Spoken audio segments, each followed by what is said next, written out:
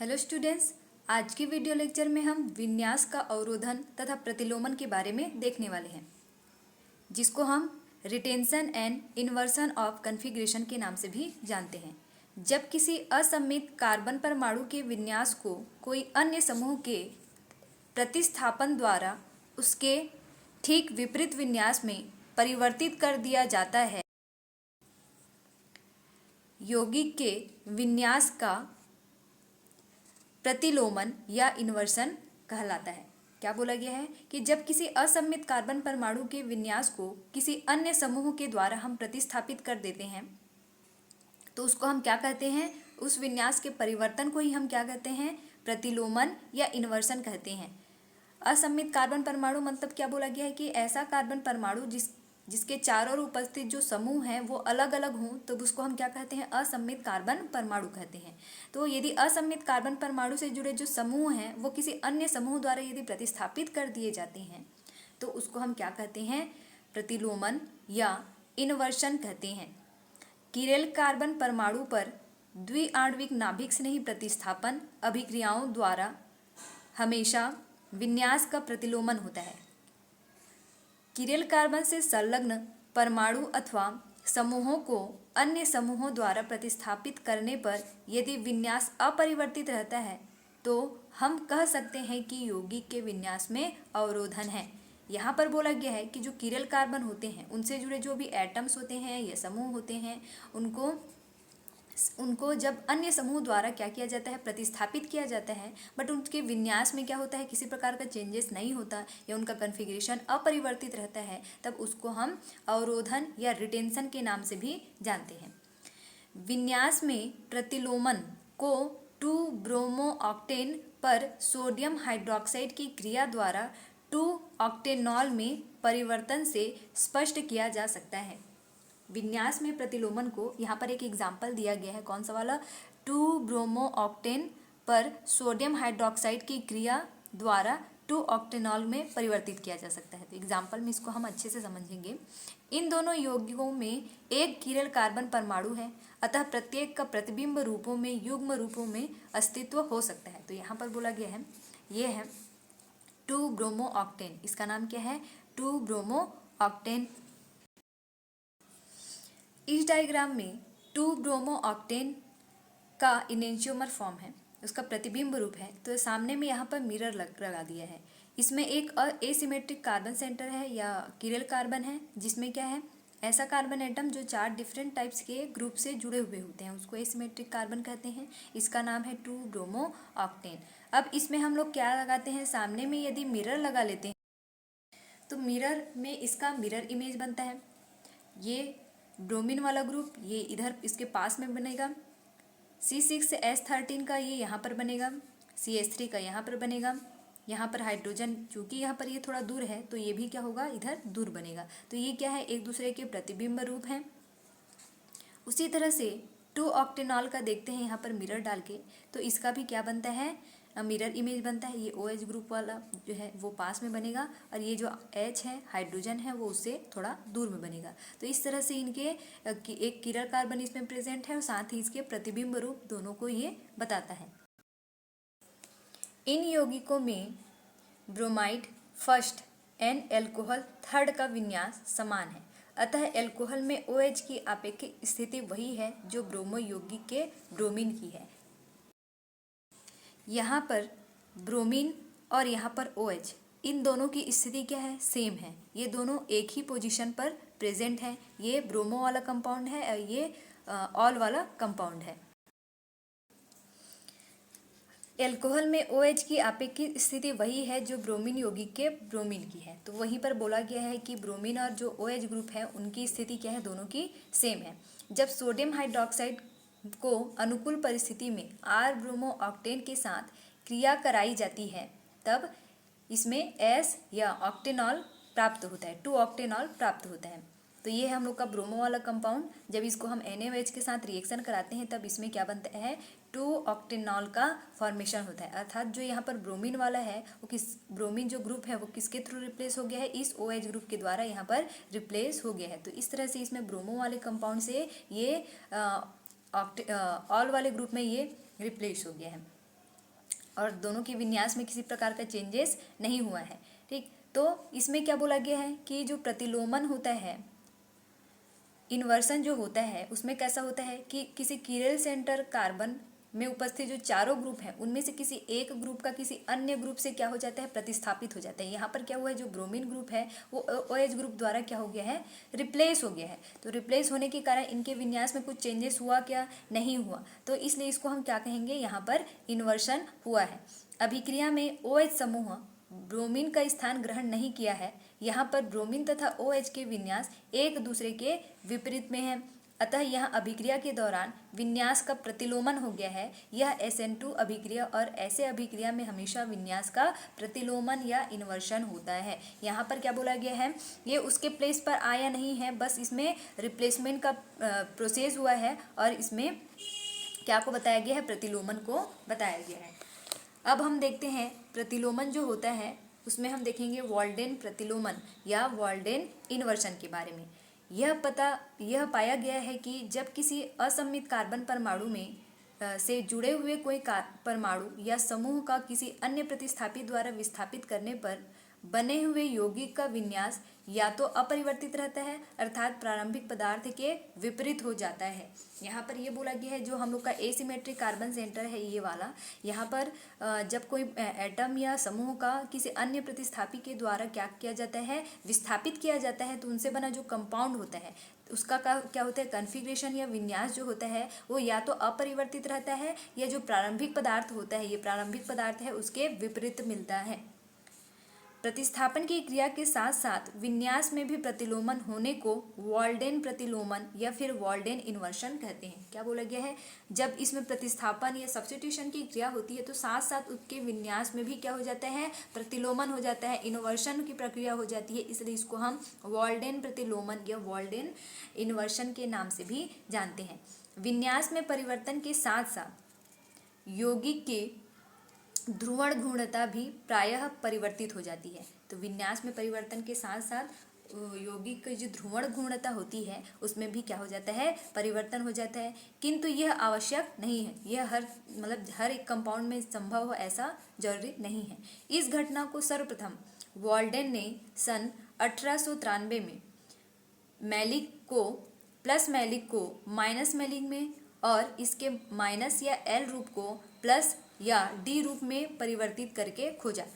यहाँ पर बोला गया है ये जो वॉल्डेन प्रतिलोमन है उसको सबसे पहले वॉल्डेन नामक साइंटिस्ट ने 1893 में किस पर, मैलिक एसिड पर खोजा। तो मैलिक एसिड के कौन कौन से फॉर्म में, उसके जो प्लस वाले फॉर्म, प्लस मतलब क्या, डेक्स्ट्रोरोटेटरी वाले जो डेक्स्ट्रोरोटेटरी वाले जो फॉर्म हैं उसको में उसमें देखा। इसमें जो प्लस वाले मैलिक अम्ल है उसको माइनस वाले मैलिक अम्ल में जब चेंज किया जाता है तो इस तरह का प्रतिलोमन देखने को मिलता है। तो इसको हम आगे एग्जाम्पल के थ्रू और अच्छे से समझते हैं। यहाँ पर एग्जाम्पल लिया गया है क्लोरोसक्सिनिक एसिड। ये क्या बोला गया है यहाँ पर, क्लोरोसक्सिनिक एसिड। जब इसका रिएक्शन हम किसके साथ कराते हैं, इसका रिएक्शन जब हम पोटेशियम हाइड्रोक्साइड के प्रेजेंट में इसका रिएक्शन कराते हैं तब इसमें क्या होता है, प्रतिलोमन या इन्वर्सन की प्रक्रिया होती है। तब इसमें क्या बनता है, मैलिक एसिड का फॉर्मेशन होता है। यहाँ पर क्या हुआ है, ये जो क्लोरीन ग्रुप है, यहाँ पर का जो क्लोरीन ग्रुप है इनका प्रतिस्थापन किसी अन्य समूह द्वारा हुआ है। तो इसके यहाँ पर इसके जगह पर कौन आ जाता है, OH ग्रुप प्रतिस्थापित हो जाता है। तो इसके प्लेस पर यहाँ पर OH ग्रुप क्या हो गया है, प्रतिस्थापित हो गया है। बट इनके जो इन्वर्सन या फिर इनके जो विन्यास है, विन्यास या इनके कॉन्फ़िगरेशन में किसी प्रकार का चेंजेस नहीं हुआ है। तो इस एक तरह के प्रतिलोमन को ही ये बता रहा है। तो यहाँ पर AgOH कोई प्रतिलोमन नहीं है, यहाँ पर AgOH का कोई प्रतिलोमन नहीं है। मतलब इसका मतलब यह है कि जब हम किसी ये सक्सिनिक एसिड, क्लोरोसक्सिनिक एसिड को हम KOH के प्रेजेंट में रिएक्शन कराते हैं तो क्लोरीन का प्रतिस्थापन OH द्वारा हो जाता है। तो ये इस तरह से इसमें प्रतिलोमन हुआ, इन्वर्शन हुआ या ग्रुप का प्रतिस्थापन हुआ। लेकिन जब इसको आगे हम और भी रिएक्शन कराते हैं, सपोज इस वाले को हम आगे और रिएक्शन कराते हैं इस वाले को, तब क्या होता है PCl5KOH के प्रेजेंट में रिएक्शन कराते हैं तो फिर से ये क्या होता है, जो OH ग्रुप है वो क्लोरीन ग्रुप के द्वारा रिप्लेस हो जाता है और क्लोरीन OH ग्रुप के द्वारा रिप्लेस हो जाता है। तो इसमें किसी प्रकार का प्रतिलोमन नहीं, बस इसमें समूह का प्रतिस्थापन हुआ है, इनके कॉन्फ़िगरेशन में किसी प्रकार का चेंजेस नहीं हुआ है। तो ये था वाल्डेन प्रतिलोमन। अब देखते हैं इसमें यौगिकों के किरल परमाणु का विन्यास विपरीत विन्यास में परिवर्तित हो गया है। इसमें जो किरल कार्बन का विन्यास है वो विपरीत विन्यास में क्या हो गया है, परिवर्तित हो गया है। चूंकि एक प्रतिबिंब रूप का दूसरे में परिवर्तन दो पदों में हुआ है, इसलिए दोनों पदों में विन्यास वही नहीं रह सकता। किसी एक पद में दोनों समूहों की स्थिति में परिवर्तन हुआ और इसके फलस्वरूप विन्यास में प्रतिलोमन हुआ। गुणक के चिन्हों में परिवर्तन विन्यास में हुए परिवर्तन को सूचित नहीं करता, अतः यह कहना कठिन है कि वास्तव में किस पद में विन्यास का परिवर्तन हुआ है। अर्थात ये जो वाल्डन प्रतिलोमन है उसमें समूह जो भी ग्रुप्स होते हैं या एटम होता है उनका क्या होता है, प्रतिस्थापन होता है, बट इनके विन्यास में किसी प्रकार का परिवर्तन संभव हो ऐसा जरूरी नहीं है। किसी किरल कार्बन के विन्यास को प्रतिलोमन करने वाली एक अभिक्रिया के किसी भी पद के लिए वाल्डेन प्रतिलोमन पद प्रयुक्त होता है। क्या बोला गया है कि किसी भी किरल कार्बन जब विन्यास होता है और उसमें प्रतिलोमन करने की जो अभिक्रिया होती है वो वाल्डेन प्रतिलोमन के द्वारा हम कर सकते हैं। जैसे यहाँ पर क्लोरोसक्सेनिक एसिड के माइनस और माइनस के प्लस मैलिक अम्ल में परिवर्तन, माइनस क्लोरोसक्सेनिक एसिड को जब प्लस मैलिक अम्ल में हम परिवर्तन करते हैं तथा माइनस मैलिक अम्ल में परिवर्तन से एक बात स्पष्ट हो जाती है कि जहाँ किरल कार्बन से बने आबंध का विच्छेदन होता है वहाँ विन्यास या तो प्रतिलोमन अथवा धारण होता है। प्रतिलोमन का होना प्रयुक्त किए गए अभिक्रियाओं में भाग लेने वाले यौगिकों की प्रकृति। क्या बोला गया है कि जब भी इसमें प्रतिलोमन की प्रक्रिया होती है तो वो उसके रिएक्टेंट जो भी अभिकारक हैं और अभिक्रिया में भाग लेने वाले जो भी हमारे कंपाउंड है उनके नेचर पर, विलायक पर या सॉल्वेंट पर तथा उनके टेम्परेचर पर निर्भर करता है। कभी कभी प्रतिलोमन पूर्ण रूप से परिणात्मक होता है और कभी कभी प्लस और माइनस रूपों की मात्राएं असमान रूप से भी होती है। जब वाल्डेन प्रतिलोमन होता है तब उसमें किन किन चीज़ों पर यह निर्भर करता है, यह जो भी यहाँ पर रिएक्टेंट यूज़ होते हैं तो रिएक्टेंट के नेचर पर डिपेंड करता है। उसमें भाग लेने वाले जो भी ऑर्गेनिक्स जो भी कंपाउंड्स होते हैं उनकी प्रकृति पर ये निर्भर करते हैं। विलायक मतलब इसमें जो भी सॉल्वेंट यूज़ होंगे उनके नेचर पर डिपेंड करता है। इसके लिए एक निश्चित तापमान की ज़रूरत होती है तो उस निश्चित तापमान पर ही ये प्रतिलोमन होता है। तो इन सभी चीज़ों पर ये निर्भर करता है। साथ ही इसमें कभी कभी ये देखा गया है जो प्लस और माइनस रूप है वो भी क्या होते हैं, असमान रूप से प्राप्त होती है। तो कभी डेक्स्ट्रो में, कभी डी फॉर्म में, कभी एल फॉर्म में, ये इन रूपों में पाया जाता है। अब हम देखते हैं, ये अभी वाले क्लास में हम लोगों ने देखा वाल्डेन प्रतिलोमन। अब हम देखते हैं ज्यामितीय समावेता या जियोमेट्रिकल आइसोमेरिज्म के बारे में। यह एक प्रकार की त्रिविम समावेता है। ठीक, ये क्या है, एक स्टीरियो आइसोमर है। यह समावेता ऐसे कंपाउंड द्वारा प्रदर्शित की जाती है जिनमें द्विबंध तंत्र जैसे कार्बन डबल बॉन्ड कार्बन और कार्बन डबल बॉन्ड नाइट्रोजन आदि उपस्थित होता है एवं द्विबंधित कार्बन परमाणु दो भिन्न परमाणुओं या समूहों से संलग्न रहता है। ABC double bond CAB, ABC double bond CAD, ABC double bond CDA सूत्र वाले अणु ज्यामितीय समावेता प्रदर्शित करते हैं। यहाँ पर ज्यामितीय समावेता किसको बोला जाता है, यह एक स्टीरियो आइसोमर होता है। इसको प्रदर्शित करने के लिए कार्बन डबल बॉन्ड कार्बन या कार्बन डबल बॉन्ड नाइट्रोजन को हम लेते हैं।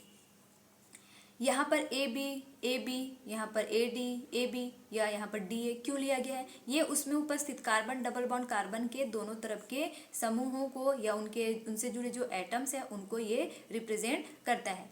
द्विबंध से जुड़े यौगिकों में युक्त घूर्णक अवरुद्ध होने के कारण ज्यामितीय समावेता पाई जाती है। जब इसमें रोटेशन, जब किसी डबल बॉन्डेड ऑर्गेनिक कंपाउंड्स होते हैं उनमें फ्री रोटेशन, उनमें जब फ्री रोटेशन अवरुद्ध हो जाता है तब उस स्थिति में हम जियोमेट्रिकल आइसोमरिज्म को देखते हैं। उदाहरण के लिए C डबल बॉन्ड C अणु को दो भिन्न भिन्न विन्यास द्वारा प्रदर्शित करते हैं जो एक दूसरे के ज्यामितीय समावेता होते हैं। प्रथम समावेयी में दोनों समान समूह युक्त बंध के एक ही ओर होते हैं, इसे समपक्ष शीर्ष रूप, तथा दूसरे समावेयी के दो समान समूह युग्म बंध के विपरीत पक्ष में हैं तो इसे विपक्ष या ट्रांसफॉर्म कहते हैं। यहाँ पर क्या बोला गया है, उदाहरण के लिए ये बोला गया है कि जब हम कार्बन डबल बॉन्ड कार्बन को देखते हैं तो यदि उसके एक समूह जो होंगे जिसमें समान समूह एक तरफ होंगे तब उसको हम सीस कहेंगे, और यदि वो क्या हो एक दूसरे के अपोजिट डायरेक्शन में होते हैं तो उसको ट्रांसफॉर्म करते हैं। तो इसको समझने के लिए हम एग्जाम्पल देखते हैं। ज्यामितीय समावेयता में सीस एंड ट्रांस समावेयता, ज्यामितीय समावेयता को और किस नाम से जाना जाता है, सीस एंड ट्रांस समावेयता के नाम से भी जानते हैं। यहाँ पर कार्बन डबल बॉन्ड कार्बन है, यहाँ पर CBA या CAB किसको बोला गया है, ये CA और B, CA और B, और यहाँ पर क्या है CAB। तो यहाँ पर C double bond C, AB क्या है, कोई एटम या ग्रुप या समूह है। तो जब दो समान ग्रुप या एटम एक साइड में हो, ये दोनों क्या हो रहा है, यहाँ पर A और A दोनों क्या है, एक समान साइड में है, एक सेम साइड में है। उसी तरह से B और B ये भी क्या है, सेम साइड में है। तो जब कार्बन डबल बॉन्ड कार्बन से जुड़े जो एटम्स होते हैं उनमें से जो सेम एटम्स या ग्रुप एक ही साइड में होते हैं तब इसको समपक्ष या सीस फॉर्म कहते हैं। उसी तरह से दूसरे वाले में कार्बन डबल बॉन्ड कार्बन में इसमें क्या है, यहाँ पर A है और A दूसरा वाला A कहाँ है, इसके अपोजिट डायरेक्शन में है। उसी तरह यहाँ B है और B का दूसरा वाला रूप B जो है वो उसके अपोजिट डायरेक्शन में है। तो यहाँ पर जो सेम एटम्स या ग्रुप हैं वो क्या है, एक दूसरे के अपोजिट डायरेक्शन में है, इसलिए इसको हम विपक्ष या ट्रांस रूप कहते हैं। तो यहाँ पर AB या AB के फॉर्म में है, यहाँ पर इसको आप methyl, chlorine, OH, CH3, CH2, CH3 in form में भी ये रूपों में पाए जाते हैं। तो इसमें सेम एटम या ग्रुप एक साइड में पाए जाते हैं तो सीस, और यदि एक दूसरे के अपोजिट डायरेक्शन में होते हैं तब उसको हम ट्रांस कहते हैं। तो इस तरह से ये सीस और ट्रांस के रूप में था। अतः द्विबंधित कार्बन तंत्र वाले यौगिक में जिनमें कार्बन दो भिन्न भिन्न समूहों या परमाणुओं से संलग्न रहता है विभिन्न ज्यामितीय संरचनाएं प्रदर्शित करते हैं जिन्हें ज्यामितीय समावेयता कहते हैं। यहाँ पर ये बोला गया है जो कार्बन के जो भिन्न भिन्न समूह या एटम्स होते हैं वो ज्यामितीय समावेयता को प्रदर्शित करते हैं, और ज्यामितीय समावेयता की संरचना को प्रदर्शित करने वाले जो समावयी होते हैं उसी को हम ज्यामितीय समावयी या जियोमेट्रिकल आइसोमर के नाम से भी जानते हैं। इस प्रकार की समावेयता ज्यामितीय समावेयता कहलाती है। तो इस प्रकार का जो आइसोमर होता है उसी को हम क्या कहते हैं, ज्यामितीय समावेयता कहते हैं। इसको हम एग्जाम्पल के थ्रू और अच्छे से समझते हैं। ये ज्यामितीय समावेयता के उदाहरण इसमें है मेलेइक और फ्यूमेरिक एसिड। पहला वाला जो दिखाई दे रहा है ये है मेलेइक एसिड और ये है फ्यूमेरिक एसिड। तो इसमें हम कैसे देखेंगे, सीस है कि ट्रांस है। तो सीस और ट्रांस देखने के लिए देखो यहाँ पर कार्बन डबल बॉन्ड कार्बन है, इसमें जो दो सेम ग्रुप हैं वो क्या है, एक ही डायरेक्शन में। यहाँ जैसे कि यहाँ पर COH ग्रुप जो है वो सेम डायरेक्शन में, और यहाँ हाइड्रोजन और हाइड्रोजन दोनों भी क्या है, एक ही डायरेक्शन में है। तो इसको हम क्या कहेंगे, सीस फॉर्म कहेंगे। ये मेलेइक एसिड का कौन सा फॉर्म है, सीस फॉर्म है। इसमें क्या है, देखो यहाँ पर COH ग्रुप ये क्या है, एक दूसरे के अपोजिट है। उसी तरह ये हाइड्रोजन हाइड्रोजन ग्रुप भी क्या है, एक दूसरे के अपोजिट है। तो अपोजिट होने के कारण ये फ्यूमेरिक एसिड का कौन सा वाला रूप कहलाता है, ट्रांसफॉर्म कहलाता है। तो ये हो गया उसका सीस फॉर्म और ये हो गया उसका ट्रांसफॉर्म।